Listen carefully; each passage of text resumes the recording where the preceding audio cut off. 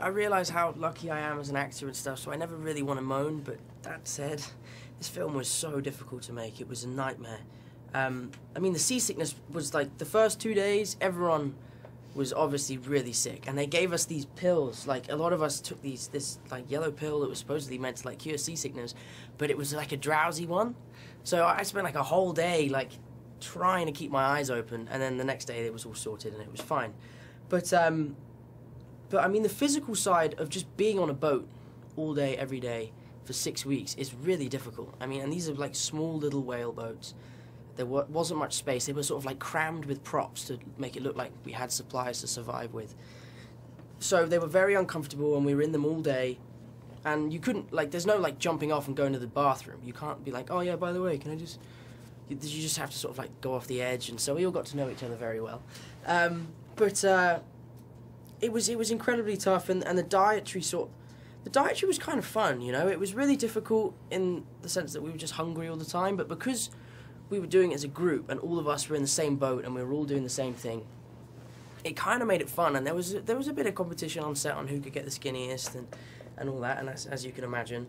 But it meant that we always had something to talk about, and that one subject was food.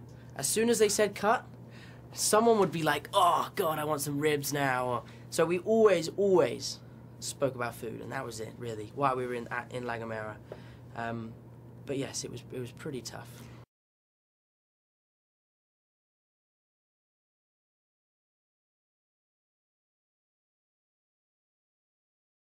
Ooh.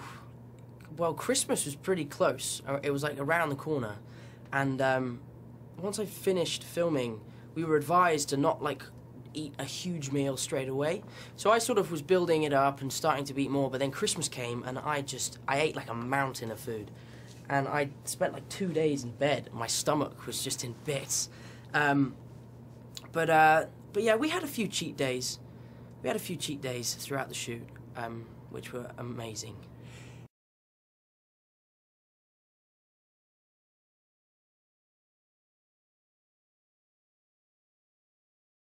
I've never worked as hard on anything as I have on this film. I mean, physically, mentally, and also just sort of as a 16-year-old boy, it was just really tough.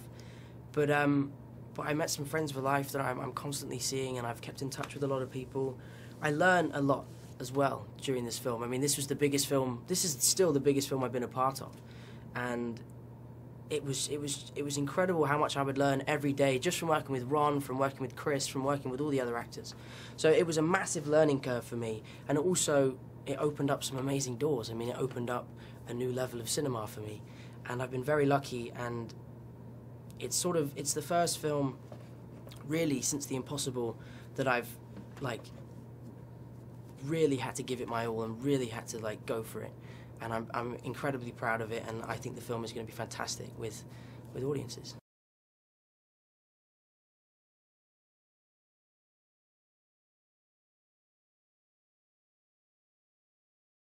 When we were shooting in Leavesden in London, the studios, everything was green screen. I mean, there was the ship, they built the ship in this tank, but it was surrounded by a big blue screen.